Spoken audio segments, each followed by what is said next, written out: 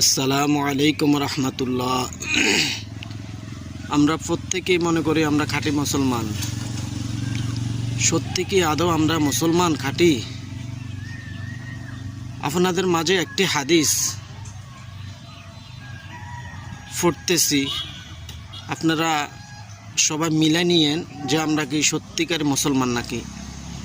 আল মুসলিমু মান সালিমাল মুসলিমুনা মিন লিসানি ওয়া ইয়াহদি। রাসূল সাল্লাল্লাহু আলাইহি ওয়াসাল্লাম বলেছেন, ওই ব্যক্তি খাঁটি মুসলমান যার হাত মুখ হইতে অপর মুসলমান নিরাপদ থাকে। তাহলে আমাদের হাত এবং মুখ হইতে অপর মুসলমান কি আদৌ নিরাপদ? এই হাদিসটা দ্বারা আমরা প্রমাণিত হয় যে অধিকাংশ মানুষই আমরা খাঁটি মুসলমান হতে পারি নাই।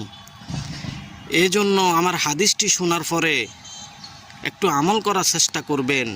আমাদের মুখকে হেফাজত করবেন, আমাদের হাতকে হেফাজত করবেন।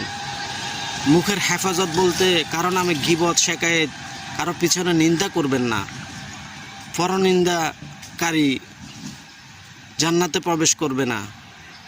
তাই আমরা খাঁটি মুসলমান হতে হলে আমাদের হাত মুখ হইতে অপর মুসলমান যাতে নিরাপদ থাকে এ বিষয়ে আমরা লক্ষ্য রাখব ইনশাআল্লাহ। আমার ভিডিওটি যদি ভালো লাগে লাইক ফলো দিয়ে পাশে থাকবেন। এরকম উপকার ভিডিও পাওয়ার জন্য পাশে থাকবেন। আসসালামু আলাইকুম রহমতুল্লাহ।